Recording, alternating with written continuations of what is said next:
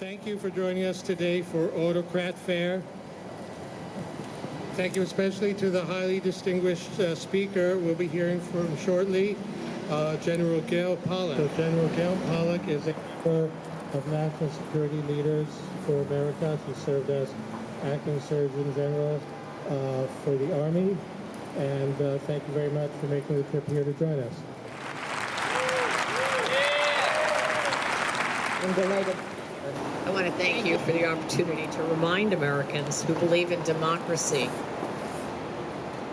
law, justice, opportunity, the pillars of our great nation, that Donald Trump cannot return to the Oval Office or the world stage.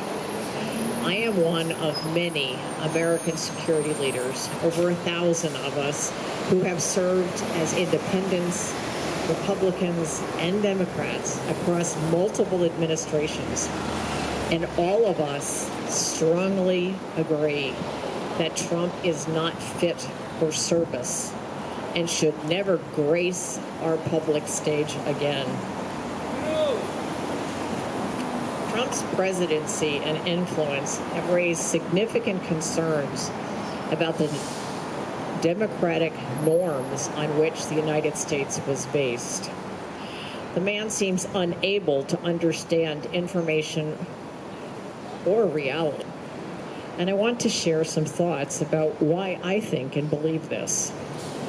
For all of those of you in the crowd, how many of you have immigrants in your family history?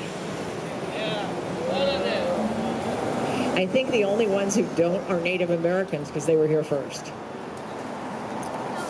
So when he says he opposes immigrants, he opposes each one of us and all of our families that have come to America because of opportunity, because of hope, because of fear of how we would be treated in other countries. And I want to thank you for being here and supporting the rule of law and justice. If Trump actually believed immigrants were so horrible, why does he have a foreign-born wife? Why did he bring her family to America? Is he planning on rounding them up too? His inability to connect the dots is just appalling to me. In addition, Trump cannot have civil discussion or debate. He thinks he's above the law, and he lies and cheats. Another concern is his total lack of respect for women. He doesn't think that we can contribute, that we're valued members of society. He doesn't think that we should own and control our own bodies.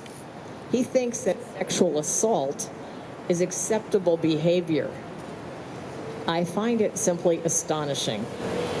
I never thought I would spend 36 years in the Army blazing a trail for women, only to exit the Army and find out that the current MAGA leaders think that my service was worth nothing, because I didn't make children and I'm not spending my time with grandchildren.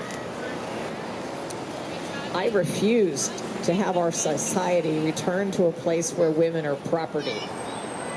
And I expect that the majority of women in America and the men that love them don't want us to go to that place either. My final thought is that many of us receive guidance, thoughts, advice from people that love and respect us. When I was young, I was advised to choose my friends wisely, because my friends would either lift me up or destroy me. I ask you to look at who Trump has as his friends. They're not people who value human beings. They're not people who value the rule of law.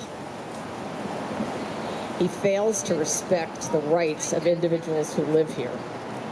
So I ask that you help us to close this chapter of American history, which is actually quite an embarrassment to many of us, and help us to open a new chapter filled with joy and opportunity and hope, not fear-mongering and hatred. So I ask you to join me and the other people that want America to be restored to being that beacon on the hill, to that hope around the world. So let's elect Kamala Harris and her team so that we can restore the strengths and virtues of America. Thank you.